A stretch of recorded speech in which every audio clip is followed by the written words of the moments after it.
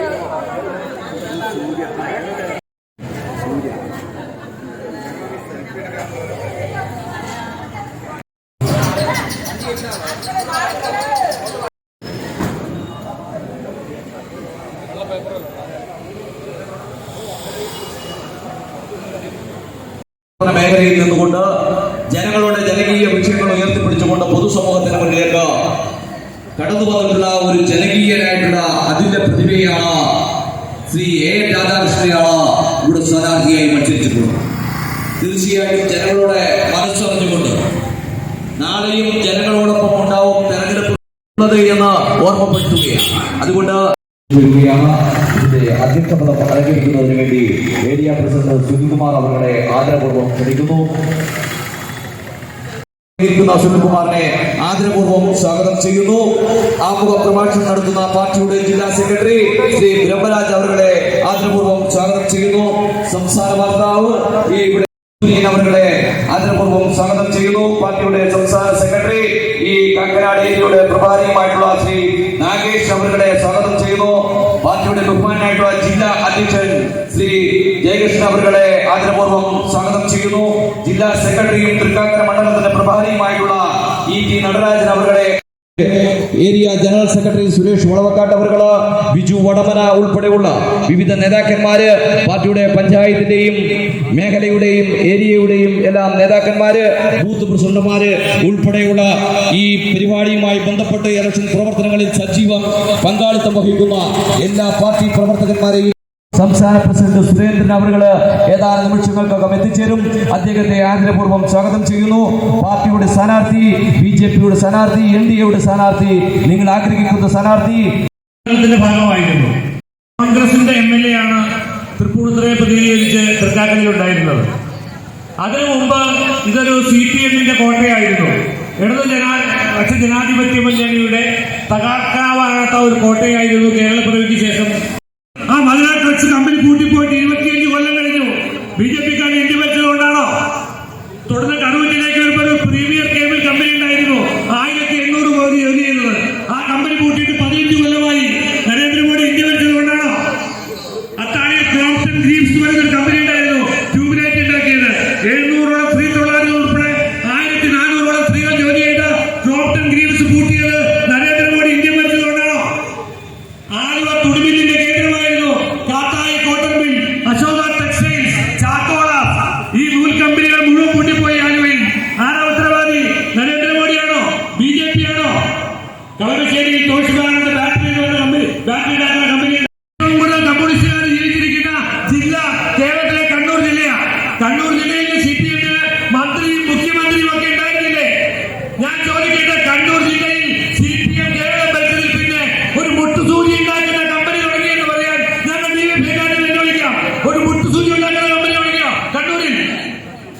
Medical college വന്നപ്പോ പിരിമാർ കാണിച്ച് 5 ഡിവൈഎഫ്ഐക്കാർ വെടിയേറ്റ് വരുന്നു. കർഷക തൊഴിലാളിയെ സംരക്ഷിക്കാനല്ല, ഇവിടെ മെഡിക്കൽ കോളേജ് വേണ്ട എന്ന് പറഞ്ഞുകൊണ്ട് നെറ്റിവിരിച്ച് കാണിച്ചു. ഇന്നലെ മക്കളൊക്കെ എവിടെ പഠിക്കുന്നത്? എല്ലാവരും പാത്ര മെഡിക്കൽ കോളേജിലാണ്. നാട്ടിലേക്ക് ചെക്ക് ചെയ്തു. കശുവണ്ടി തൊഴിലാളികൾ തിങ്ങിപ്പാർത്തിരുന്ന ഒരു ജില്ലയായിരുന്നു കൊല്ലം ജില്ല. ഇന്നത്തെ കശുവണ്ടി തൊഴിലാളികളുടെ സ്ഥിതി എന്താ? അവിടുന്ന് ഒരു തൊഴിൽ വകുപ്പ് മന്ത്രി ഉണ്ടായിരുന്നു, PK ഗുരുദാസൻ. ഒരു തൊഴിൽ വകുപ്പ് മന്ത്രി, കശുവണ്ടി തൊഴിലാളികളുടെ നെഞ്ചിന്റെ സ്പന്ദനം അറിയാവുന്ന മന്ത്രി. എന്തെങ്കിലും നടന്നോ? ഇല്ല. അച്യുതാനന്ദന്റെ കൂടെ ഒരു മന്ത്രി ഉണ്ടായിരുന്നു, ഫിഷറീസ് വകുപ്പ് ഭരിക്കാൻ ഏതാണ്ട് ഫിഷറീസിനെ കുറിച്ച് അറിയുന്ന മന്ത്രി വേണം എന്ന് പറഞ്ഞ് ഒരു മത്സ്യത്തൊഴിലാളി കുടുംബത്തിൽ ജനിച്ച സഖാവ് ശർമ്മയെ തന്നെ ഫിഷറീസ് വകുപ്പ് വന്ന് കഴിഞ്ഞു.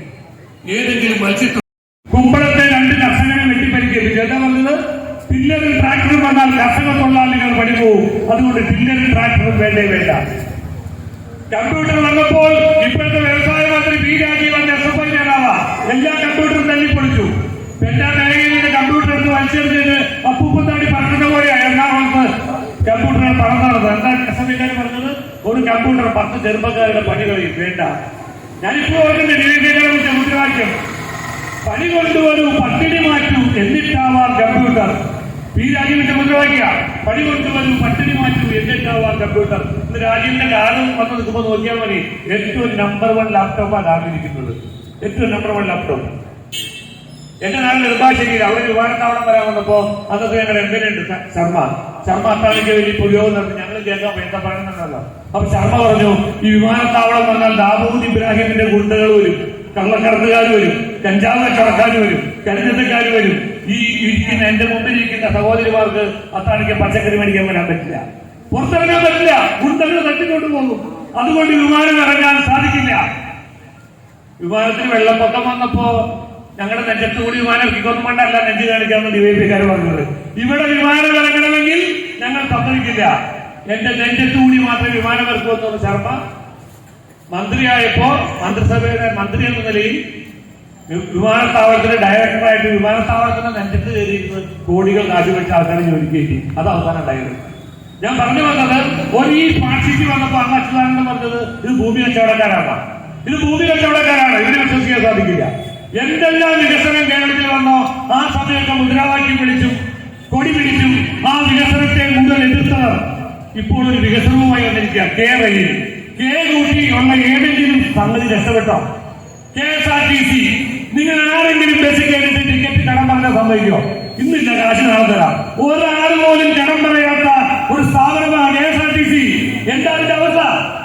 കേരള സ്റ്റേറ്റ് ഇലക്ട്രിസിറ്റി ബോർഡ് നഷ്ടത്തില, കേരള സ്റ്റേറ്റ് ബാമ്പു കോർപ്പറേഷൻ നഷ്ടത്തില, KS തുടങ്ങുന്ന എല്ലാ സ്ഥാപനവും നഷ്ടത്തില. അപ്പോ പറയുന്നു കേരളയിൽ ആർക്ക് വേണ്ടിയാ? 10 കൊല്ലം കഴിയുമ്പോ കേരളയിലെ യാത്രക്കാർക്ക് ടിക്കറ്റിന്റെ പൈസ ഇപ്പൊ തീരുമാനിക്കാൻ പറ്റുമോ? സാധിക്കില്ല. കേരളയില് എറണാകുളം ജില്ലയിൽ ഏക റെയിൽവേ സ്റ്റേഷൻ, ഒറ്റ റെയിൽവേ സ്റ്റേഷൻ കേരളത്തിൽ ഫൈൻ കൊടുത്താൽ, ഒരു പൂ ചോദിച്ചാൽ ഒരു പൂന്തോട്ടം തരുന്ന കേന്ദ്ര ഗവൺമെന്റാണ് നരേന്ദ്രമോദി ഗവൺമെന്റ് ഉണ്ട്. പിണറായി വിജയന്റെ ചീഫ് സെക്രട്ടറിയാണ് പറഞ്ഞത്, പറയാൻ പെൻഷൻ പറ്റേണ്ടി വന്നതെന്ന് മാത്രമേ ഉള്ളൂ. അപ്പൊ എന്ത് ചോദിച്ചാലും കൊടുക്കുന്ന വികസനം. NH വികസനത്തിന് വേണ്ടി പിണറായി വിജയന്റെ മന്ത്രി കൊണ്ടുപോയി കൊടുത്തത് 800 കോടി രൂപയുടെ പദ്ധതിയാണ്. അപ്പൊ ഗഡ്കരി ചോദിച്ചു, നിങ്ങൾ 4 ഗോവ നടന്നത് 7000 കോടി രൂപയുടെ പദ്ധതിയാണ്, നിങ്ങളെന്താ 800 രൂപയുടെ കോടി കൊണ്ട് വന്നിരിക്കുന്നത്? ഒരു 10,000 കോടി ഇരിക്കോ പാസാക്കി തരാം, നാഷണലിലെ വരട്ടെ എന്നാണ് പറഞ്ഞത്. അപ്പോൾ ഇവിടുത്തെ കേരളത്തിൽ കാഴ്ചപ്പാടില്ലാത്ത ഭരണകൂടം, അഴിമതി മാത്രം നടത്തുന്ന ഭരണകൂടം, മറുഭാഗത്ത് കോൺഗ്രസ് എന്താ പറയുന്നത്? കോൺഗ്രസ് വികസനം നടത്തിയെന്ന് ഞാൻ ധരിപ്പിക്കുന്നില്ല, സിന്ധു ഉള്ളിലുണ്ട്. മൻമോഹൻ സിംഗ് ഇന്ത്യ ഭരിച്ചപ്പോ 10 കൊല്ലം മൻമോഹൻ സിംഗ് ഇന്ത്യ ഭരിച്ചു. കേരളത്തിൽ നിന്ന് 8 കേന്ദ്രമന്ത്രിമാരുണ്ടായിരുന്നു കോൺഗ്രസ്, 8 പേര്. Shashi Tharoor, Kodikunnil Suresh, KC Venugopal, AK Antony, Vayalar Ravi, KV Thomas, Kollappally Ramachandran, T Ahammed കൊടുത്തു 1000 കോടി അപേക്ഷിക്കുക.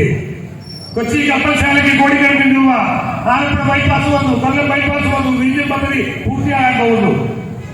അതുകൊണ്ട് ഈ തെരഞ്ഞെടുപ്പിൽ 100% വികസനത്തിന് വേണ്ടി നരേന്ദ്രമോദിയുടെ വികസന സ്വപ്നങ്ങൾ തൃക്കാക്കരയിൽ വെക്കാൻ, തൃക്കാക്കരയിൽ ഓരോ വീടുകളിൽ കിസാൻ സമ്മാൻ പദ്ധതി വരുന്നു, ആരോഗ്യ ഇൻഷുറൻസ് വരുന്നു. അങ്ങനെ ആയിരക്കണക്കിന് പദ്ധതികളാണ് കേന്ദ്ര ഗവൺമെന്റ് നടപ്പാക്കുന്നത്. അത് തൃക്കാക്കരയിലെ ഓരോ വീടുകളിൽ വന്നെങ്കിൽ നരേന്ദ്രമോദിയുടെ കരങ്ങൾക്ക് ശക്തി പകരുവാൻ ബിജെപിയുടെ കർമ്മസാരഥി ദേശീയ ജനാധിപത്യ സഖ്യത്തിന് അജയനായ പോരാളി തൃക്കാക്കരയിലെ ജനങ്ങളുടെ ഓരോ ദുഃഖത്തിലും അയ്യനാട് ബാങ്കിൽ അഴിമതി നടന്ന് ഒരു ഉദ്യോഗസ്ഥൻ ആത്മഹത്യ ചെയ്തപ്പോൾ അവരെ തട്ടിക്കളാണ് ആദ്യം വന്നത് രാധാകൃഷ്ണനാണ്. ആ വീട്ടുകാർ പറഞ്ഞു, ഇവിടെ ഒരു മരണമുണ്ടായപ്പോൾ ഞങ്ങൾ ഓടി വന്ന് തോളത്ത് തട്ടി ആശ്വസിപ്പിച്ചത് ബിജെപി സ്ഥാനാർത്ഥി രാധാകൃഷ്ണനായിരുന്നു. സഖാക്കന്മാരുടെ കുടുംബമാണ്. അവിടെ ഒരു സഖാവും വന്നില്ല, ഒരു ഡോക്ടറും വന്നില്ല, വേറെ ആരും വന്നില്ല. തൃക്കാക്കരക്കാരുടെ ദുഃഖത്തിലും സന്തോഷത്തിലും ഓടിയെത്തി തോളിൽ തട്ടി തലോടുന്ന നിങ്ങളുടെ ജ്യേഷ്ഠ സഹോദരൻ ശ്രീമാൻ രാധാകൃഷ്ണന് സാമാന്യത്തിൽ രേഖപ്പെടുത്തി വിജയിപ്പിക്കണമെന്ന് മാത്രം അഭ്യർത്ഥിച്ചുകൊണ്ട് എന്റെ ആമുഖ പ്രശ്നം അവസാനിപ്പിക്കുന്നു. ധന്യവാദം. രണധീരക്കുറുപ്പ് അവരുടെ ആദരപൂർവ്വം വേദിയിലേക്ക് ക്ഷണിക്കുന്നു.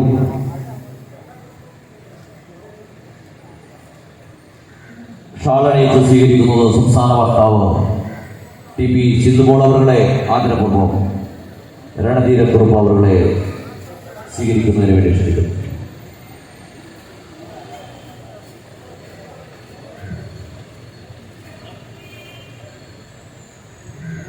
बोलो भारत माता की, बोलो भारत माता की जय जय बीजेपी, जय जय भारत माता, जय जय बीजेपी.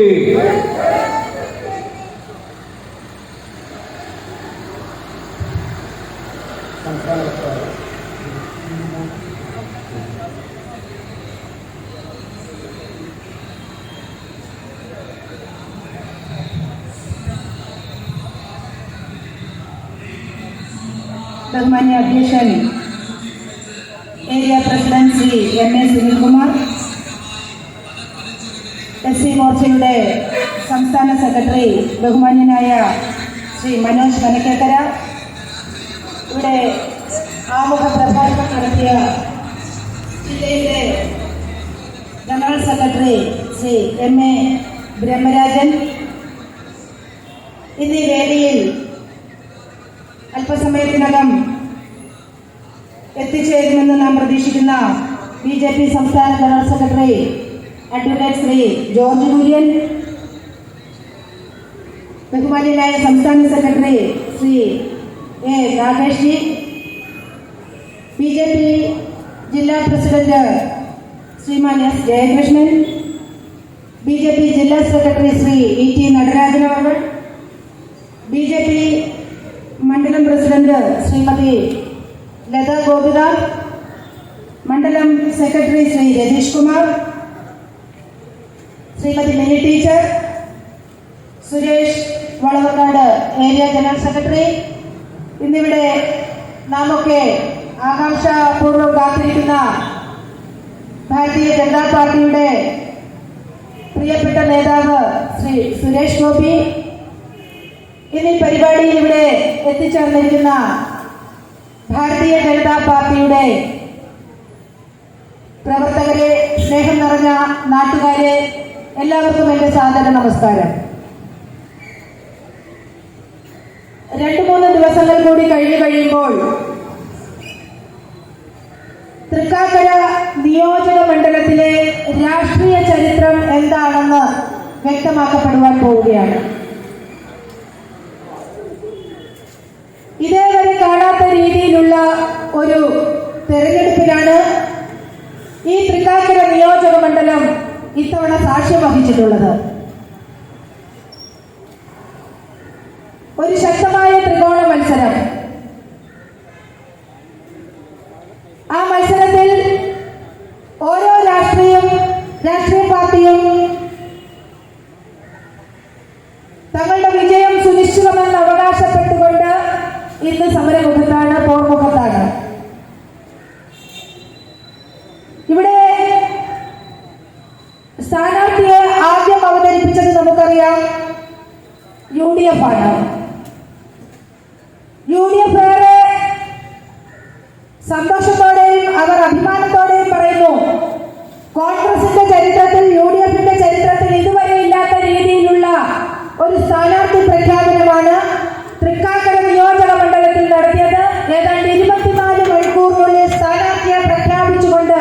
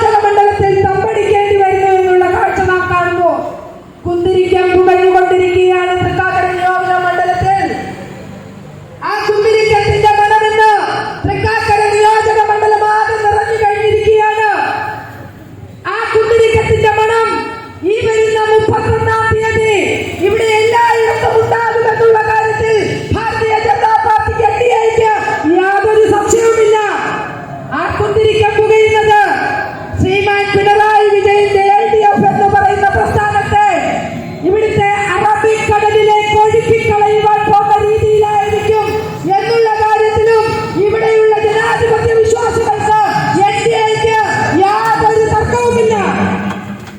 ഇവിടെ UDFും ഈ മതഭീകരവാദികളോടൊപ്പമാണ്. ഇവർ മതഭീകരവാദികളോടൊപ്പമല്ല എന്ന് പറയുമ്പോൾ ചില ഉദാഹരണങ്ങൾ ഞാൻ പറയാം. മഞ്ചേശ്വരത്ത് ഒരു പഞ്ചായത്ത് UDF ഭരിക്കുന്നത് SDPIയും PFIയും ചേർന്നിട്ടുള്ള സഖ്യത്തിലാണ്. കൊല്ലത്ത് പോരുവഴിയിൽ ഒരു പഞ്ചായത്ത് ഭരിക്കുന്നത് പോരുവഴിയിൽ ഭരിക്കുന്നത് UDF SDPIയും PFIയും ചേർന്നുള്ള സഖ്യത്തിലാണ്. പത്തനംതിട്ടയിൽ ഒരു പഞ്ചായത്തിൽ ഭരണം നടത്തുന്നത് SDPIയും PFIയും LDFും ചേർന്നാണ്. ഈരാറ്റുപേട്ടയിൽ LDFന് പിന്തുണ പ്രഖ്യാപിച്ചിട്ടുള്ളത് SDPIയും PFIയുമാണ്. ഇങ്ങനെ കണക്കെടുത്താൽ കേരളത്തിൽ പല സ്ഥലങ്ങളിലും UDFും LDFും ഈ മതഭീകരവാദികളുടെ സപ്പോർട്ടിലാണ് ഭരണം നടത്തുന്നത് എന്നുള്ള കാര്യത്തിൽ സംശയമില്ല. പക്ഷെ UDF ഇപ്പോൾ ഒന്നും മിണ്ടില്ല. മതഭീകരവാദികൾക്കെതിരെ മിണ്ടിയാൽ എന്ത് സംഭവിക്കുമെന്ന് അവർക്കറിയാം. ഇന്നവരുടെ കൂടെ ആകെ നിൽക്കുന്നത് BJP വെല്ലുവിളിക്കുകയാണ്. ഈ മതഭീകരവാദികൾക്കെതിരെയാണ് നിങ്ങളെങ്കിൽ, ഈ SDPIയും പോപ്പുലർ ഫ്രണ്ടും പോലെയുള്ള മതഭീകരവാദികൾക്കെതിരെയാണ് നിങ്ങളെങ്കിൽ, നിങ്ങൾ പറയുന്ന ഈ ന്യൂനപക്ഷാവകാശം ഈ കുന്തിരിക്കത്തിൽ വിശ്വസിക്കുന്ന സമൂഹത്തിന് നിങ്ങൾ നൽകുന്നുണ്ടെങ്കിൽ ഒന്ന് പറയണം. മുജാഹിദീൻ ബാലുശ്ശേരിക്കെതിരെ ഇവിടെ പല പോലീസ് സ്റ്റേഷനിലും കേസുണ്ട്. MEFന്റെ ചെയർമാനായിട്ടുള്ള ഗഫൂറിനെതിരെ പല സ്റ്റേഷനുകളിലും കേസുണ്ട്. കഴിഞ്ഞ ക്രിസ്മസ് ദിനത്തിൽ യേശു ക്രിസ്തുവിനെ അപമാനിച്ച, ക്രിസ്തുദേവന്റെ ജന്മത്തെ പോലും അപമാനിച്ച രീതിയിൽ ഇവിടെ സംസാരിച്ച ഒരു മുസ്ലിം മത ഭീകരവാദിക്കെതിരെ ഈ എറണാകുളം ജില്ലയിലെ നോർത്ത് പോലീസ് സ്റ്റേഷനിൽ കെവിൻ പീറ്റർ കൊടുത്ത പരാതി അവിടുത്തെ മേശപ്പുറത്ത് തന്നെ ഇരിപ്പുണ്ട്. പിണറായി വിജയന് ധൈര്യമുണ്ടെങ്കിൽ, VD സതീശന് ധൈര്യമുണ്ടെങ്കിൽ ഒന്ന് പറയുക.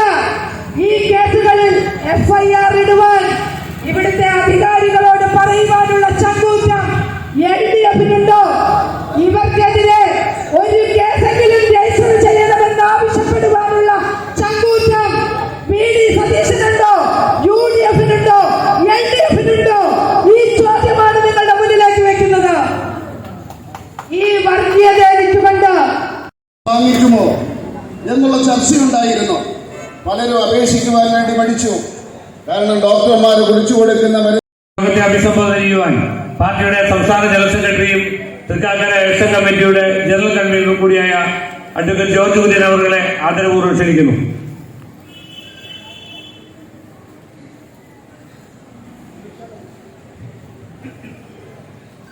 ബഹുമാന്യനായ അധ്യക്ഷൻ ശ്രീ MS സുനിൽകുമാർ, BJP സംസ്ഥാന വക്താവ് സിന്ധു ശ്രീ ബ്രഹ്മരാജ്, പ്രിയമുള്ള സഹോദരി സഹോദരന്മാരെ, നാട്ടുകാരെ, സഹോദരന്മാരെ, ഈ ഉപതെരഞ്ഞെടുപ്പിൽ ശ്രീ AN രാധാകൃഷ്ണന് വേണ്ടി വോട്ടഭ്യർത്ഥിക്കുന്നതിന് വേണ്ടി സുരേഷ് ഗോപി ഇവിടെ ഇപ്പോൾ തന്നെ എത്തിച്ചു. അദ്ദേഹം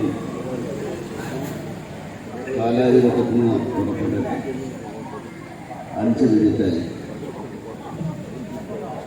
അധികം താമസിക്കാതെ അദ്ദേഹം എത്തി. ഈ തെരഞ്ഞെടുപ്പിലെ ജനങ്ങൾ തീർച്ചയായിട്ടും പരിഗണിക്കുന്നത് പാർട്ടിയുടെ ആശയങ്ങൾ, അതുപോലെ തന്നെ കർമ്മ പദ്ധതികൾ, സ്ഥാനാർത്ഥി, മുന്നോട്ട് വെക്കുന്ന നയപരിപാടികൾ, ഇതൊക്കെ തന്നെയാണ്. തീർച്ചയായിട്ടും BJPക്ക് അഭിമാനത്തോടുകൂടി പറയുവാൻ സാധിക്കും, ആമുഖം ആവശ്യമില്ലാത്ത ഒരു സ്ഥാനാർത്ഥിയെയാണ് NDA ഈ കണക്കിന് ചെറുപ്പക്കാർക്ക് തൊഴിൽ കൊടുത്തിട്ടുള്ള ഒരു നേതാവാണ് ശ്രീ എ രാധാകൃഷ്ണൻ. അതുപോലെ നരേന്ദ്രമോദി അധികാരത്തിൽ വന്ന അവസരത്തില് ജനൌഷധി അതിന്റെ കേന്ദ്രങ്ങൾ സ്ഥാപിച്ച അവസരത്തിൽ എല്ലാവർക്കും സംശയമായിരുന്നു. ജനങ്ങള് ആ ജനൌഷധി കേന്ദ്രങ്ങളിൽ നിന്ന്, കടകളിൽ നിന്ന് മരുന്ന് വാങ്ങിക്കുന്നു. കാരണം ഡോക്ടർമാർ കുറിച്ചു കൊടുക്കുന്നത് ഇന്ന കമ്പനിയുടെ മരുന്ന് കഴിച്ചാൽ മാത്രമേ കുറയൂ എന്നാണ്. അതിന്റെ കവർ മാറുന്നു എന്നേ ഉള്ളൂ, അതിന്റെ ബ്രാൻഡ് മാറുന്നു എന്നേ ഉള്ളൂ, അവര് പൈസ കൂടുതൽ വാങ്ങിക്കുന്നു എന്നേ ഉള്ളൂ. അതുകൊണ്ട് സാധാരണക്കാര്, പാവപ്പെട്ടവര്, അവർക്ക് വേണ്ടിയുള്ള പദ്ധതിയാണ്. എനിക്ക് സാധിച്ചില്ലെന്ന്, പക്ഷെ ഞാൻ പ്രധാനമന്ത്രിയായപ്പോഴ് എന്നെ പോലെയുള്ള കുട്ടികൾക്ക് അത് സാധ്യത പ്രായമാക്കുന്നതിന് വേണ്ടിയാണ് ഞാനിത് ചെയ്യുന്നതെന്ന് അദ്ദേഹം പ്രഖ്യാപിക്കുകയുണ്ടായി. പിന്നെ അതുപോലെ നിങ്ങൾക്ക് ഓർമ്മയുണ്ട്, ഈ ജൻധൻ യോജന അത് നടപ്പിലാക്കില്ലേ, അത് നരേന്ദ്രമോദിയുടെ നാടെന്ന് പറയുവാൻ കമ്മ്യൂണിസ്റ്റുകാർക്ക്, കോൺഗ്രസുകാർക്ക് മടിയാണ്.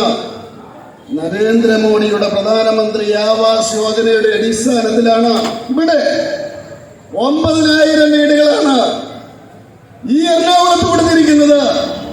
നരേന്ദ്രമോദി എണ്ണിയച്ച, ഞാൻ പറഞ്ഞില്ലേ, ഒറ്റ ക്ലിക്കില് വന്ന് ഓരോ മാസം വരുന്ന 10 ലക്ഷം കോടി രൂപയിൽ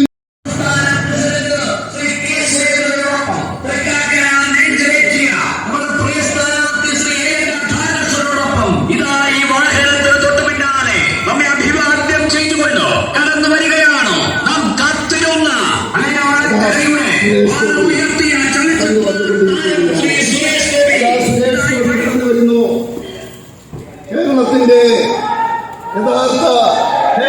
യഥാർത്ഥ സൂപ്പർ സ്റ്റാർ സുരേഷ് ഗോപി കടന്നു വരുന്നു. മലയാളത്തിന്റെ യഥാർത്ഥ സൂപ്പർ സ്റ്റാർ നമ്മുടെ സ്വന്തം സുരേഷ് ഗോപി അപ്രമാണികൾ എന്ന പോലെ പൊതുസമൂഹത്തിലും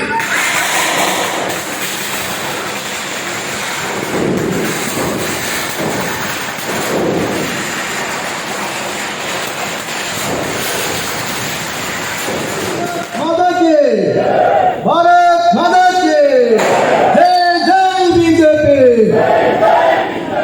जय जय बीजेपी. ദേശീയ ജനാധിപത്യ സഖ്യത്തിന്റെ അമരക്കാരൻ എ.എൻ. രാധാകൃഷ്ണൻ ഇതാ എത്തിച്ചേർന്നിരിക്കുന്നു.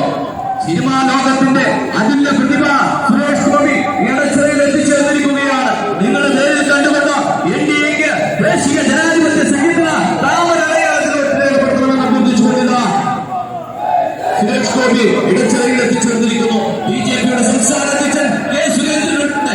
ദേശീയ നേതൃത്വം ഉറ്റുനോക്കുന്ന ഒരു രാഷ്ട്രീയ പോരാട്ടത്തിന് ഇതാ സുരേഷ് ഗോപി എത്തിച്ചേർന്നിരിക്കുന്നു.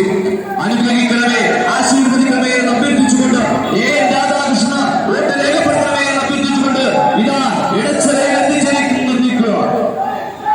സിനിമാ ലോകത്തിന്റെ അതുല്യ പ്രതിഭ ശ്രീ സുരേഷ് ഗോപി ഇതാ ഇന്ന് എത്തിച്ചേർന്നിരിക്കുന്നു. ഇടച്ചിറയിൽ മണ്ണിലേക്ക് എ.എൻ. രാധാകൃഷ്ണ അഭ്യർത്ഥിച്ചുകൊണ്ട്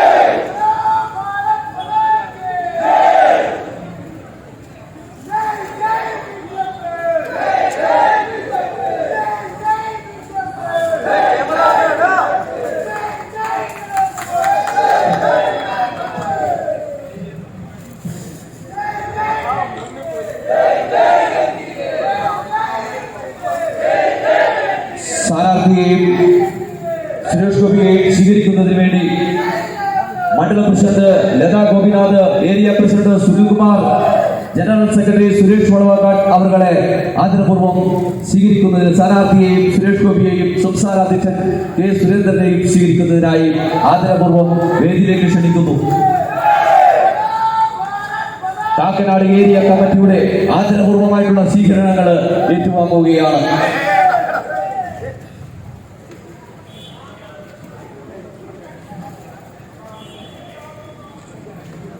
ഈ സമ്മേളനത്തെ അഭിസംബോധന ചെയ്തത് പാർട്ടിയുടെ സംസ്ഥാന അധ്യക്ഷൻ കെ സുരേന്ദ്രൻ അവർ സംസാരിക്കുന്നത്.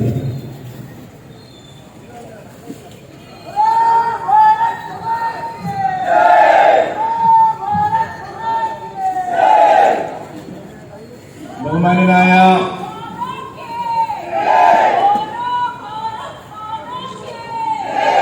നമ്മുടെ എല്ലാവരുടെയും ആരാധ്യനായിട്ടുള്ള പ്രിയങ്കരനായ ശ്രീ സുരേഷ് ഗോപി അവർ തൃക്കാക്കരയുടെ അഭിമാനം, ദേശീയ ജനാധിപത്യ സഖ്യത്തിന്റെ കരുത്തനായ സാരഥി ശ്രീ എൻ രാധാകൃഷ്ണൻ അവർ, പാർട്ടിയുടെ ജില്ലാ പ്രസിഡന്റ് ശ്രീ എസ് ജയകൃഷ്ണൻ, ദേശീയ ജനാധിപത്യ സഖ്യത്തിന്റെ ആദരണീയരായിട്ടുള്ള നേതാക്കളെ, പ്രിയപ്പെട്ട സഹോദരി സഹോദരന്മാരെ, സുഹൃത്തുക്കളെ, നല്ലവരായ നാട്ടുകാരെ, വോട്ടർമാരെ, എല്ലാവർക്കും എൻ്റെ വിനീതമായ നമസ്കാരം.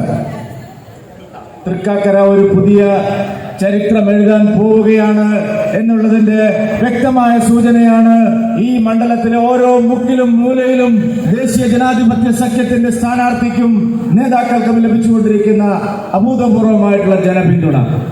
ദേശീയ ജനാധിപത്യ സഖ്യം കേരളത്തിലെ ജനങ്ങൾക്ക് മുമ്പിൽ പറഞ്ഞുകൊണ്ടിരിക്കുന്ന എല്ലാ കാര്യങ്ങളും ഈ നാട്ടിലെ വോട്ടർമാർ, സാധാരണക്കാരായ ജനങ്ങൾ കക്ഷി രാഷ്ട്രീയ ജാതി മത വ്യത്യാസമില്ലാതെ നെഞ്ചിലേറ്റുകയാണ് എന്നുള്ളതാണ് കഴിഞ്ഞ 2 ആഴ്ചക്കാലത്തെ പര്യടനത്തിൽ നിന്ന് ഞങ്ങൾക്ക് ബോധ്യപ്പെട്ടിട്ടുള്ളത്. ഈ തെരഞ്ഞെടുപ്പ് കേവലം തൃക്കാക്കര മണ്ഡലത്തിലെ ജനങ്ങളെ മാത്രം ബാധിക്കുന്ന ഒരു തെരഞ്ഞെടുപ്പല്ല. നമ്മുടെ കേരള സംസ്ഥാനത്തെ ആകെ ബാധിക്കുന്ന സുപ്രധാനമായ ഒരു തെരഞ്ഞെടുപ്പാണ്. ഭാവിയിലേക്കുള്ള ഒരു ചൂണ്ടുപലകയാണ്. നമ്മുടെ നാട്ടിൽ സ്വൈര ജീവിതവും സമാധാനവും തകർക്കാൻ ശ്രമിക്കുന്ന ആഗോള മതഭീകരവാദ സംഘടനകളുടെ ശക്തമായ സാന്നിധ്യം എല്ലാ സീമകളും ലംഘിച്ച് മനുഷ്യനുമേൽ കടന്നാക്രമണം നടത്തിക്കൊണ്ടിരിക്കുന്ന സന്ദർഭത്തിലാണ് ഈ തെരഞ്ഞെടുപ്പ് വന്നിരിക്കുന്നത്. കേരളത്തെ മറ്റൊരു താലിബാനാക്കാനുള്ള വളരെ ആസൂത്രിതമായിട്ടുള്ള പരിശ്രമം നമ്മുടെ നാട്ടിൽ നടത്തുന്ന ഒരു കൊച്ചുകുട്ടിയുടെ നാവിൽ നിന്ന് നാം കേട്ട ആ മുദ്രാവാക്യം വരാൻ പോകുന്ന കേരളത്തിന്റെ ഭാവിയെ സംബന്ധിച്ചുള്ള വലിയ ചോദ്യചിഹ്നമാണ് ഉയർത്തിയിരിക്കുന്നത്. എങ്ങോട്ടാണ് നമ്മുടെ നാടിനെ ഈ സോക്കോൾഡ് മതേതര പാർട്ടികൾ കൊണ്ടുപോകുന്നത്? അവരുടെ തണൽ ഏറ്റാണ് അവരുടെ എല്ലാ സഹായവും കൊണ്ടാണ് സംസ്ഥാനത്ത് ഈ മതഭീകരവാദ ശക്തികൾ തടിച്ചു കൊടുക്കുന്നത്. ആ കുട്ടിയുടെ അച്ഛൻ ഇന്ന് പറഞ്ഞിരിക്കുന്നു, എൻ്റെ മകൻ വിളിച്ചത് ഒരു തെറ്റായ മുദ്രാവാക്യമല്ല. ഞാൻ CA കാലത്തും ഇതുപോലെ എൻ്റെ മകൻ മുദ്രാവാക്യം വിളിച്ചിട്ടുണ്ട്. ആ കുട്ടിയുടെ ഇന്റർവ്യൂ ഇന്ന് ന്യൂസ് 18 ചാനലിൽ കണ്ടതിന് ശേഷമാണ് ഞങ്ങൾ ഈ വണ്ടിയിൽ നിന്ന് ഇറങ്ങിയത്. ആ കുട്ടിയുടെ അച്ഛൻ പറയുകയാണ്, ആ കുട്ടി പറയുകയാണ്, ഞങ്ങളൊരു തെറ്റും ചെയ്തിട്ടില്ല, ഇനിയും ഞങ്ങൾ ഈ മുദ്രാവാക്യം വിളിക്കും. എന്നിട്ടും കേരള പോലീസിന് അവരെ കസ്റ്റഡിയിലെടുക്കാനോ അവരെ നിയമത്തിന് മുമ്പിൽ കൊണ്ടുവരാനോ സാധിക്കുന്നില്ല എന്ന് പറഞ്ഞാൽ ഈ മതഭീകരവാദ ശക്തികളുടെ സഹായം കൊണ്ടാണ് കേരളത്തിൽ ഈ 2 മുന്നണികൾ, പിണറായി വിജയന്റെ മുന്നണി മാത്രമല്ല കോൺഗ്രസ് മുന്നണിയും ഇവരെ പാലും തേനും കൊടുത്ത് വളർത്തുകയാണ്. വിഷസർപ്പങ്ങളെയാണ് അവർ വളർത്തുന്നത്. നാടിനെതിരായി നിൽക്കുന്ന ഏറ്റവും വലിയ പ്രതിലോമ ശക്തികളെയാണ് പ്രിയപ്പെട്ടവരെ അവർ വളർത്തുന്നത്. ശ്രീ എൻ രാധാകൃഷ്ണൻ ഈ നാട്ടിലെ ജനങ്ങളോട് വോട്ട് ചോദിക്കുന്നത് അത്തരം നാടിനെതിരായിട്ടുള്ള, മാനവരാശിക്ക് മൊത്തത്തിലെതിരായിട്ടുള്ള ആഗോള മതഭീകരവാദത്തിന്റെ കൈപ്പിടിയിലേക്ക് ഈ കൊച്ചു കേരളത്തെ, ദൈവത്തിന്റെ സ്വന്തം നാടിനെ നിങ്ങൾ കൊണ്ടുകൊടുക്കരുതേ എന്ന് അഭ്യർത്ഥിച്ചുകൊണ്ട് ഈ നാട്ടിലെ എല്ലാ വിഭാഗം ജനങ്ങളും ദേശാഭിമാനമുള്ള ഈ നാടിനെ ഇഷ്ടപ്പെടുന്ന, ഈ നാട് നന്നാവണമെന്ന് ആഗ്രഹിക്കുന്ന എല്ലാവരുടെയും പിന്തുണ അഭ്യർത്ഥിച്ചുകൊണ്ടാണ് എൻ രാധാകൃഷ്ണൻ മുന്നോട്ട് പോകുന്നത്. ഞാൻ ദീർഘിപ്പിക്കുന്നില്ല. നിങ്ങൾ സ്ഥാനാർത്ഥിയുടെയും സുരേഷ് ഗോപിയുടെയും പ്രസംഗങ്ങൾ കേൾക്കാൻ കാത്തിരിക്കുകയാണ്.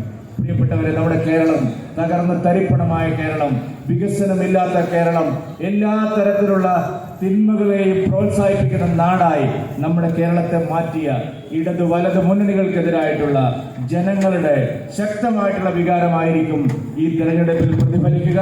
നരേന്ദ്രമോദി സർക്കാരിന്റെ ജനക്ഷേമകരമായ പദ്ധതികൾ, പാവങ്ങളോടുള്ള സഹാനുഭൂതി, സാധാരണക്കാർക്ക് വേണ്ടിയുള്ള ആയിരം പദ്ധതികൾ ഈ തൃക്കാക്കരയിലെ വോട്ടർമാർക്കും പൂർണ്ണമായിട്ടും അനുഭവയോഗ്യമാവണം. അതിനാണ് NDA മത്സരിക്കുന്നത്. ഇവിടെ മുഖ്യമന്ത്രി പറയുകയുണ്ടായി, ഒരു സീറ്റും കൂടെ കിട്ടിയാൽ ഞങ്ങൾക്ക് സെഞ്ചുറി അടിക്കും. സെഞ്ചുറി അടിച്ചിട്ടൊന്നും ഒരു കാര്യവുമില്ല. ഈ 140 പേരും ഇവിടെ ഒന്നും ചെയ്യുന്നില്ല. നിങ്ങളെല്ലാവരും ചേർന്ന് ഇത്തവണ AN രാധാകൃഷ്ണനെ വിജയിപ്പിച്ചാൽ തീർച്ചയായിട്ടും കേരളത്തിലെ ഏറ്റവും നമ്പർ 1 മണ്ഡലമായി തൃക്കാക്കരയെ മാറ്റാൻ നരേന്ദ്രമോദിയുടെ സഹായത്തോടുകൂടി ഞങ്ങൾക്ക് സാധിക്കുമെന്ന് മാത്രം പറഞ്ഞുകൊണ്ട് എല്ലാവരുടെയും പിന്തുണ, എല്ലാ വോട്ടർമാരുടെയും പിന്തുണ ദേശീയ ജനാധിപത്യ സഖ്യത്തിന് താമര അടയാളത്തിൽ നൽകണമേ എന്ന് വിനയത്തോട് അഭ്യർത്ഥിച്ചുകൊണ്ട് എന്റെ എളിയ വാക്കുകൾ അവസാനിപ്പിക്കുന്നു. നിങ്ങൾക്ക് നമസ്കാരം. ഭാരത് മാതാ കി.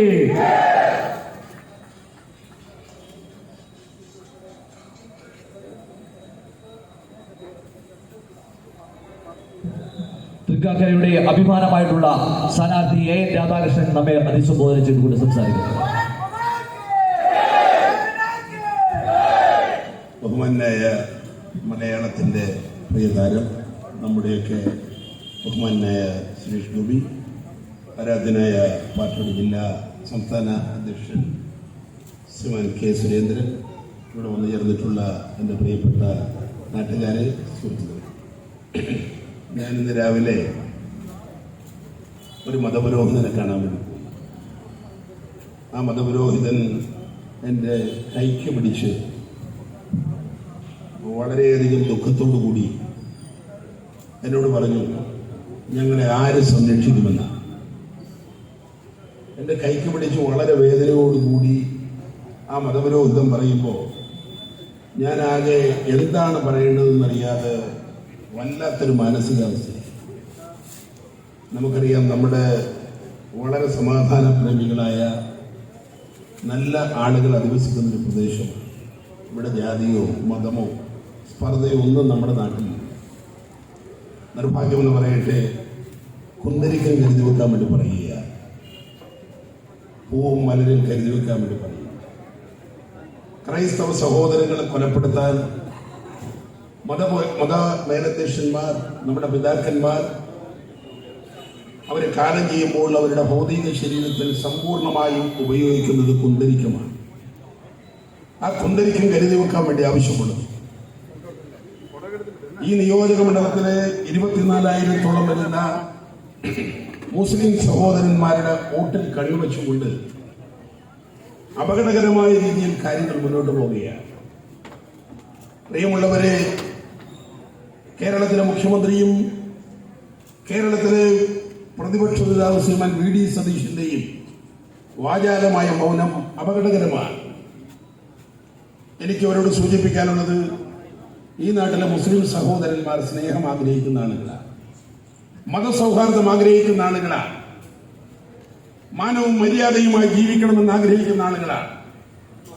ഈ നിയമസഭാ മണ്ഡലത്തിലെ തെരഞ്ഞെടുപ്പിൽ ജയിക്കുന്നതിന് കഴിഞ്ഞ 3 കൊല്ലമായി പാവങ്ങൾക്ക് അരി കൊടുക്കുന്ന പ്രധാനമന്ത്രി, കഴിഞ്ഞ 3 കൊല്ലമായി പാവങ്ങൾക്ക് ഗോതമ്പ് കൊടുക്കുന്ന പ്രധാനമന്ത്രി, കഴിഞ്ഞ 3 കൊല്ലമായി പാവങ്ങൾക്ക് കടല കൊടുക്കുന്ന പ്രധാനമന്ത്രി, കഴിഞ്ഞ 7 വർഷമായി പാവങ്ങൾക്ക് സൗജന്യമായി വീട് കൊടുക്കുന്ന പ്രധാനമന്ത്രി, പാവങ്ങൾക്ക് സൗജന്യമായി കുടിവെള്ളം കൊടുക്കുന്ന പ്രധാനമന്ത്രി.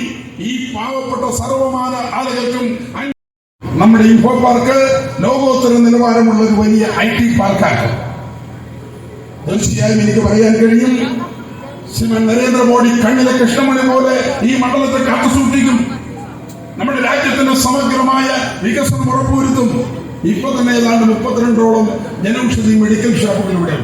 പാവപ്പെട്ടവൻ 50% വിലയിൽ മരുന്ന് കിട്ടുന്ന മെഡിക്കൽ ഷോപ്പുകൾ 32 നമ്മുടെ മണ്ഡലത്തിലുള്ളത്. നിർഭാഗ്യമെന്ന് പറയട്ടെ, അതിലൊന്ന് നമുക്ക് തന്നതാണ് നമ്മുടെ ബഹുമാനായ പ്രധാനമന്ത്രി നരേന്ദ്രമോദി.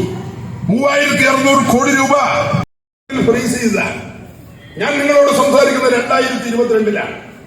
40 കൊല്ലമായി 23 കിലോമീറ്റർ റോഡ് പണിയാൻ കഴിയാത്തവർ ഇപ്പൊ ആ റോഡിന്റെ പണി ആരംഭിക്കാൻ പോകുന്നത് 1-ാം തീയതി. അത് ബഹുമാനായ നരേന്ദ്രമോദി ഈ സംസ്ഥാനത്ത് റോഡ് ഗതാഗതം വികസിപ്പിക്കുന്നതിന് വേണ്ടി മോഡി കൊടുത്തത് 65,000 കോടി രൂപയാണ്.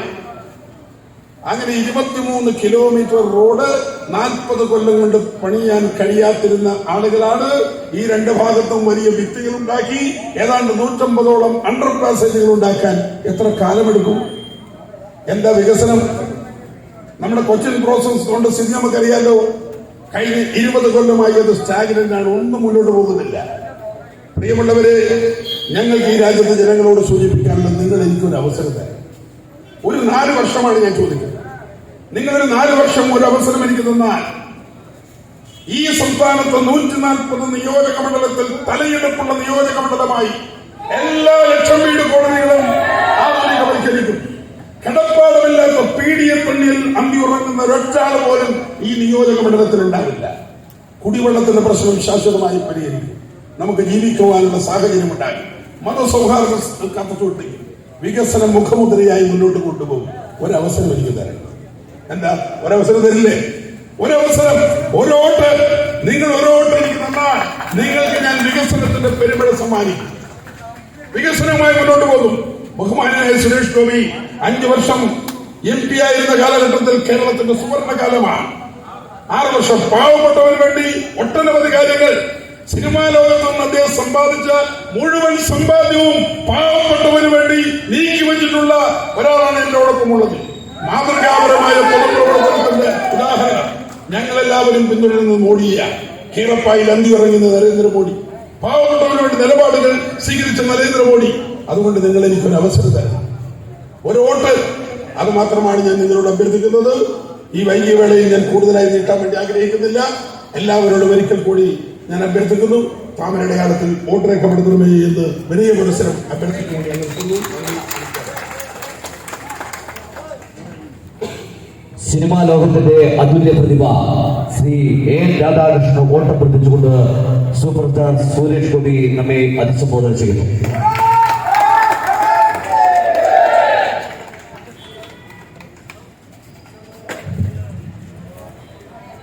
ഭാരതീയ ജനതാ പാർട്ടിയുടെ പ്രിയങ്കരനായ സംസ്ഥാന അധ്യക്ഷൻ ശ്രീ കെ സുരേന്ദ്രൻ, ജില്ലാ അധ്യക്ഷൻ, തൃക്കാക്കരയിൽ ഇന്ത്യയെ അവതരിപ്പിക്കുന്ന സ്ഥാനാർത്ഥി ശ്രീ എൻ രാധാകൃഷ്ണൻ, വേദിയിലെ ഈ സഭയിലെ ഭാരതീയ ജനതാ പാർട്ടിയുടെ ഇന്ത്യയുടെ പ്രവർത്തകർക്കും തൃക്കാക്കരയിലെ ഇടച്ചിറ പ്രദേശത്തെ സമ്മതിദായകർ, അഭ്യുദയകാംക്ഷികൾ എല്ലാവർക്കും എൻ്റെ വിനീത നമസ്കാരം. ഒരു ഇലക്ഷൻ വീണ്ടും ഒരു അവസരമായി നിങ്ങളുടെ മുന്നിൽ വന്നിരിക്കുന്നു. ആ അവസരം ഒരുങ്ങിയതിൻ്റെ പശ്ചാത്തലം എന്ന് പറയുന്നത് ഒരുപാട് വേദന ഇപ്പോഴും ഉണ്ടാക്കുന്നു. കാരണം രാഷ്ട്രീയത്തിന് അതീതമായി PTA ഒരുപാട് സ്നേഹിച്ചിരുന്നു, നല്ല ആത്മബന്ധം പുലർത്തിയിരുന്ന ഒരു രാഷ്ട്രീയ പ്രവർത്തകനല്ല, ഒരു മനുഷ്യൻ. വളരെയധികം ആദരവാണ് അദ്ദേഹത്തോട്. തൃക്കാക്കര മണ്ഡലത്തിന് വേണ്ടി ഒരുപക്ഷെ ഈ കിരാത ഭരണത്തിന് കീഴിൽ അദ്ദേഹത്തിന് എന്തെങ്കിലുമൊക്കെ ചെയ്യുവാൻ സാധിക്കാതെ, സ്വപ്നത്തിലുണ്ടായിരുന്നത് ചെയ്യുവാൻ സാധിക്കാതെ പോയിട്ടുണ്ടെങ്കിൽ ആ ഉത്തരവാദിത്വം അനന്തരാവകാശി എന്ന നിലയ്ക്കല്ല, അത് ഈ മണ്ഡലത്തിന്റെ അടുത്ത അവകാശി എന്ന നിലയ്ക്ക് ശ്രീ AN ആണെന്ന് നിങ്ങൾ പതിച്ച് നൽകുകയാണെങ്കിൽ, ആ ഉത്തരവാദിത്വം അദ്ദേഹത്തെ ഏൽപ്പിക്കുകയാണെങ്കിൽ, നരേന്ദ്രമോദിയുടെ കേന്ദ്ര ഭരണമെന്ന് പറയുന്നത് കഴിഞ്ഞ 8 വർഷവും വികസനോന്മുഖ അധിഷ്ഠിത രാഷ്ട്രീയ തത്വങ്ങളിലൂന്നിയുള്ള പ്രവർത്തനങ്ങളാണ് നിങ്ങൾക്ക് കാണുവാൻ സാധിച്ചിട്ടുള്ളത്. അതിൽ ഏറ്റവും വലിയ മുഖമുദ്ര എന്ന് പറയുന്നത് അഴിമതി രഹിത ഭരണമാണ് ഭാരതത്തിൽ. ഭാരതത്തിന്റെ ചരിത്രത്തിൽ ഒരുപക്ഷെ ഭാരതീയ ജനതാ പാർട്ടി 6 വർഷവും 1 മാസവും 13 ദിവസവും ശ്രീ വാജ്പേയി ഭരിച്ച കാലമടക്കമുള്ള നരേന്ദ്രമോദിയുടെ നേതൃത്വത്തിലുള്ള 8 വർഷത്തെ വികസനത്തിന്റെ പേരിൽ ഒരഴിമതി ഇന്ന് വരെ പ്രതിപക്ഷത്തിന്, സംസ്ഥാന സർക്കാരുകൾക്ക്, BJP ഭരിക്കാത്ത സംസ്ഥാനങ്ങളിലെ സർക്കാരുകൾക്ക് പോലും ഉന്നയിക്കുവാൻ സാധിച്ചിട്ടില്ല എന്ന് പറഞ്ഞാൽ അതാണ് ജനപക്ഷ ഭരണം. അഴിമതിയാണ് ഏറ്റവും വലിയ പിശാച്. കേരളീയനെ കുറിച്ച് പലരും ഘോരഘോരം സംസാരിക്കുന്നുണ്ട്. ഇപ്പൊ തന്നെ ഏതാണ്ട് കേരളത്തിലെ പൗരന്റെ തലയ്ക്ക് നേരെയുള്ള ഭാരം 1,00,000 ഓരോ പൗരന്റെ കുഞ്ഞുങ്ങളടക്കം, നാളെ ജനിച്ചു വീഴുന്ന കുഞ്ഞടക്കമുള്ള കുഞ്ഞിന്റെ തലയിലുള്ള ഭാരം എന്ന് പറയുന്നത് 1,14,000 രൂപയാണ്. അത് കുറഞ്ഞതൊരു 3 ലക്ഷം രൂപയായി ഉയർത്തുന്നതിനുള്ള അഴിമതി പണം കൂടി കേരളയിൽ പദ്ധതിയിൽ അടങ്ങിയിട്ടുണ്ട്. പലരുടെയും ജീവൻ, പലരുടെയും കഴുത്തിന് മുകളിലുള്ള അവരുടെ മുഖം, അവരുടെ ജീവിതം, അത് ചെത്തി മാറ്റിക്കൊണ്ടുള്ള ഒരു വികസനത്തിനും മുന്നോട്ട് ഒരു മേൽഗതിയും ഉണ്ടാവില്ല, സദ്ഗതിയും ഉണ്ടാവില്ല എന്നുള്ളത് ഇതിന്റെ കണ്ടുപിടിച്ച ആൾക്കാർ ഇത് നടപ്പിലാക്കി എടുക്കുമെന്നൊരു നിലവിളിയുടെ ടോണിൽ ഞാനതാ കേട്ടിട്ടുള്ളത്. കേരളയിൽ വരും, സിൽവർ ലൈൻ നടപ്പിലാക്കുമെന്ന് പറയുമ്പോൾ ഒരു നിലവിളി നമുക്ക് കേൾക്കുവാൻ സാധിക്കുന്നുണ്ട്. അത്രയേ ഉള്ളൂ ആ പദ്ധതിയുടെ തലയിലെ. അതങ്ങനെ തന്നെ സംഭവിക്കും. ഭാരതീയ ജനതാ പാർട്ടി ശക്തമായി യുക്തിപൂർവം ആ പദ്ധതിയെ ജനപക്ഷത്ത് നിന്ന് ആദ്യം മുതൽ എതിർത്തിട്ടുള്ള കക്ഷികളാണ്. ഇവിടെ ഇലക്ഷന്റെ ഇന്നത്തെ അവസ്ഥ എന്ന് പറയുന്നത് തൃക്കാക്കരയിൽ നാളെയും കൂടിയാണ് നിങ്ങളുടെ മസ്തിഷ്കത്തിലേക്ക് ഞങ്ങൾക്ക് അറിവുകൾ, സത്യമായ അറിവുകൾ മാത്രം. ഇപ്പോ കേന്ദ്രത്തിൽ നിന്നുള്ള അമേഠിയിലെ മാറ്റമെന്ത്, അത് മാത്രമാണ് എനിക്കിവിടെ ഉദ്ധരിച്ച് പറയുവാനുള്ളത്. അമേഠിയിൽ പരമ്പരാഗതമായി കോൺഗ്രസിന്റെ MP-മാർ മാത്രമുണ്ടായിരുന്ന ഒരു പശ്ചാത്തലത്തിൽ നിന്നൊരു വനിതാ പുലി കയറി ഏറ്റെടുത്തതോടുകൂടി ആ മണ്ഡലത്തിൽ ഉണ്ടായിട്ടുള്ള, ഒരു ലോക്സഭാ മണ്ഡലത്തിൽ ഉണ്ടായിട്ടുള്ള മാറ്റം എന്ന് പറയുന്നത് നമുക്ക് ചിന്തിക്കാൻ പറ്റുന്നതിനപ്പുറമാണ്. അതിന്റെ ലഘുലേഖകളൊക്കെ തൃക്കാക്കരയിൽ ഇപ്പോൾ പരസ്യമാക്കിയിട്ടുണ്ട്. അതിന്റെ വീഡിയോ ചിത്രങ്ങളുമൊക്കെ ഇവിടെ പ്രചരണത്തിന് ഉപയോഗിച്ചിട്ടുണ്ട്. ആരെയും വശീകരിക്കാൻ വേണ്ടിയല്ല, സത്യമാണത്. സത്യമല്ലെങ്കിൽ നിങ്ങൾക്ക് ചോദ്യം ചെയ്യാമല്ലോ. അപ്പോ അങ്ങനെ ഒരു ലോക്സഭാ മണ്ഡലത്തിൽ ഒരു വിപ്ലവാത്മകമായ വികസന പ്രവർത്തനം ജനങ്ങളുടെ സൗകര്യത്തിലേക്കും അവരുടെ കാംക്ഷയിലേക്കും കൊണ്ടെത്തിച്ച് നൽകുവാൻ സാധിച്ചിട്ടുണ്ടെങ്കിൽ തൃക്കാക്കര എന്ന് പറയുന്ന നിയമസഭാ മണ്ഡലത്തിൽ മോദിയുടെ നേതൃത്വത്തിൽ പ്രത്യേക അകക്കണ്ണ് പതിപ്പിച്ചുകൊണ്ട് വികസനത്തിന്റെ കാര്യത്തിൽ തീർച്ചയായിട്ടും ശ്രീ NR ഇവിടുത്തെ MLA ആയി തീരുകയാണെങ്കിൽ അത് സാധ്യമാകുമെന്ന് പറയുന്ന അമിതമായ ആത്മവിശ്വാസമാണുള്ളത്. ഒരറപ്പ് കൂടി തരുന്നു. എന്നെ ഇവിടെ MLA ആക്കണ്ട, MP ആക്കണ്ട. അദ്ദേഹത്തിന്റെ കൂടെ ജയിച്ച് MLA ആയാൽ നിങ്ങൾക്ക് വേണ്ടി അദ്ദേഹത്തിന്റെ കൂടെ ഈ മണ്ഡലത്തിൽ നിന്ന് പ്രവർത്തിക്കാൻ എന്റെ ശേഷിച്ച സിനിമാ ജീവിതകാലം ഞാൻ ഒഴിഞ്ഞു വെക്കാൻ തയ്യാറാണ്. അതുപോലെ തന്നെ ഇനി ഉണ്ടാകുന്ന ഓരോ ഇലക്ഷനിലും, അത് ബൈ ഇലക്ഷൻ ആയാലും ശരി തന്നെ, അതൊക്കെ ദൈവം നിശ്ചയിക്കുന്നതാണ്. അതങ്ങനെ വരുന്ന വഴി, അതല്ലെങ്കിൽ നിയമസഭ കൃത്യമായി നടക്കേണ്ട സമയത്ത് നടക്കുന്ന ഇലക്ഷനിലായാലും ശരി തന്നെ നിങ്ങളുടെ വിലയിരുത്തലിനാണ് ഏറ്റവും വലിയ പ്രാമുഖ്യം. നിങ്ങളുടെ മുന്നിൽ കാഴ്ചകളുണ്ട്, നിങ്ങളുടെ മുന്നിൽ ജീവിത അവസ്ഥകളുണ്ട്. ഇപ്പൊ പാർലമെന്റിൽ ആദിവാസികൾക്ക് വേണ്ടി 3 സ്ലോട്ടിൽ, ഒരു 0 ഓവറിലും ഒരു സ്പെഷ്യൽ മെൻഷനിലും പിന്നെ ബഡ്ജറ്റിലെ ഗ്രാന്റ്സിന് വേണ്ടിയുള്ള സെഷനിൽ കേരള സംസ്ഥാനമല്ലാത്ത മറ്റ് 3 സംസ്ഥാനങ്ങളുടെ ബഡ്ജറ്ററി വിഷയങ്ങൾ സംസാരിക്കുന്നിടത്ത് ഒരു 9 മിനിറ്റ് സംസാരിക്കുവാൻ സാധിച്ചിട്ടുള്ളത് അത് ഞാൻ നേരിട്ട് കണ്ട് കേരളത്തിലെ ആദിവാസികളുടെ പ്രശ്നമാണ്. ആദിവാസികൾ നമ്മുടെ സഹോദരങ്ങളല്ല എന്ന് വിചാരിക്കുന്നവർക്ക് ANR-ന് വോട്ട് ചെയ്യാതിരിക്കാം എന്ന് ഞാൻ പറയുന്നു. അവർ നമ്മുടെ സഹോദരങ്ങളാണ്. ഏറ്റവും വലിയ ഒരു ഹൃദയ പ്രവർത്തനം അവർക്ക് വേണ്ടിയാണ് പ്രീണനം നടക്കേണ്ടതെന്ന് വിശ്വസിക്കുന്നവരുണ്ടെങ്കിൽ ANR ജയിച്ചിരിക്കും. ആ കാഴ്ചകൾ സത്യസന്ധമായി ഓൺ റെക്കോർഡ് പാർലമെന്റിൽ അവതരിപ്പിച്ചതിന്റെ പശ്ചാത്തലത്തിൽ സ്മൃതി ഇറാനി എന്ന് പറയുന്ന സാമൂഹ്യ ക്ഷേമ വകുപ്പ് മന്ത്രി വയനാട്ടിലെത്തി. ശ്രീമാൻ രാഹുൽ ഗാന്ധിയുടെ മണ്ഡലമാണ്. ഇനി എത്താൻ പോകുന്നത് ശ്രീ അർജുൻ മുണ്ടയാണ്. ഇത്രയും ഉണ്ടായപ്പോഴേക്കും ഇന്നലെ പുതിയ കേരള സർക്കാരിന്റെ ഒരു അറിയിപ്പ്, ഒരു തിട്ടൂരം വന്നിരിക്കുകയാണ്. ഇനി ആരും ആദിവാസികൾ താമസിക്കുന്ന പ്രദേശത്തേക്ക് പോകാൻ സാധിക്കില്ല. അങ്ങനെ പോകണമെങ്കിൽ ഞങ്ങളുടെ അനുവാദം വേണം.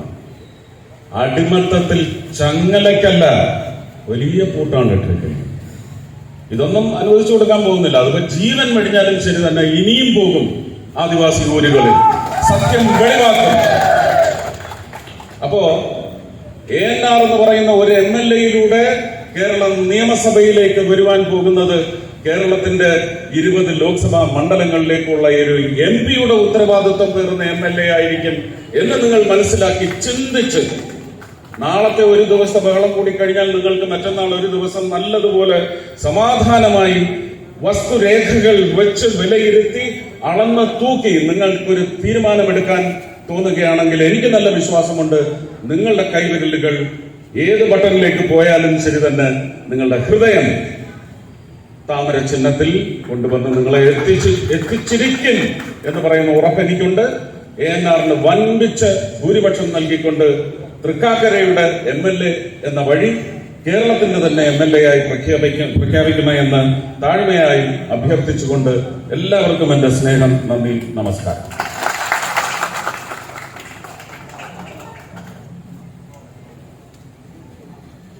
യോഗത്തിൽ നന്ദി പ്രകാശിപ്പിച്ചുകൊണ്ട് സുരേഷ് വളവങ്കാട്ട് മണ്ഡലം സെക്രട്ടറി, ഏരിയ സെക്രട്ടറി നിങ്ങളെ സംസാരിക്കും.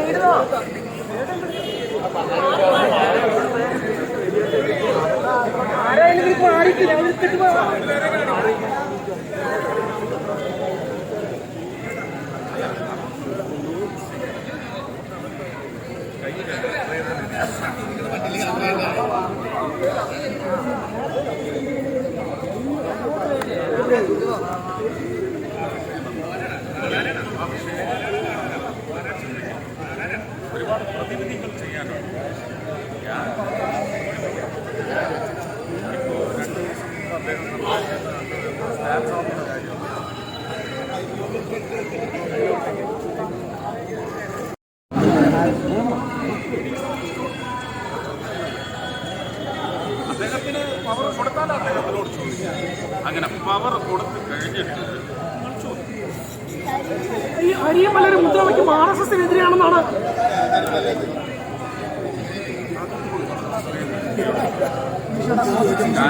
അറിയാഞ്ഞിട്ടല്ല, പിന്നെ അതല്ലല്ലോ വിഷയം.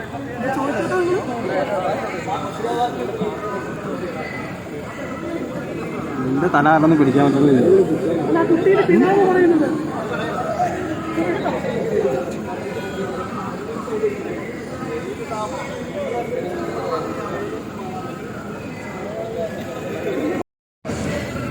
ജനങ്ങൾക്ക് വേണ്ടി പ്രവർത്തിക്കാൻ 6 വർഷം അതെനിക്ക് സിനിമ ഇല്ലാത്തത് കൊണ്ടാണ് നിങ്ങൾ സിനിമ കാണാൻ. സിനിമ കിട്ടിയിരുന്നെങ്കിൽ, സിനിമ ചെയ്യാൻ അനുവദിച്ചിരുന്നെങ്കിൽ സിനിമ ചെയ്ത്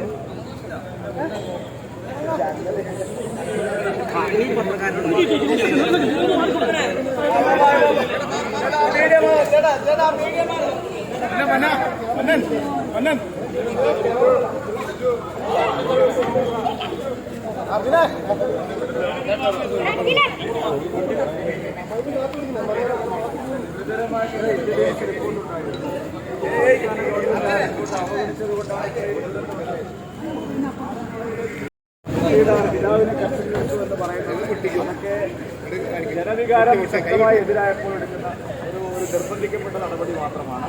പക്ഷെ കാതലായ പ്രശ്നം ആലപ്പുഴയിൽ കലാപമുണ്ടാക്കാൻ ആഹ്വാനം പ്രകോപനപരമായ പരിപാടി നടത്താൻ സർക്കാർ അനുമതി കൊടുത്തു എന്നുള്ളതാണ്. അതിന് സർക്കാർ ജനങ്ങളോട് മറുപടി പറയും.